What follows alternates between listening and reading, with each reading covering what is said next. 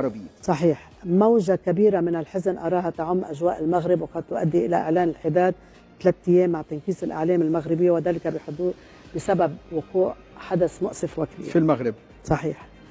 حفلة غنائية أو احتفال كبير في أحد النوادي الليلية، أراه للأسف الشديد بيتحول فجأة إلى كارثة كبيرة، وذلك بسبب وقوع عمل إرهابي. نعم، إرهابي تخريبي. التخريب ينشر الرعب وأجواء الهلع والذعر بين جميع الموجودين في هذا الحفل، وبنشوف جرحى وقتلة. وبيكون فنان عم بيغني. صحيح. معروف؟ سوف يشاهد فنان معروف. نعم، سوف يشاهد العالم عبر شاشات الإعلام مشهد عملية خطف شخصية، هيدي حنشوفها قريبا يمكن، شخصية دبلوماسية رفيعة أو قيادي كبير ومن الصف الأول، والمصير لهذه الشخصية بيكون مجهول.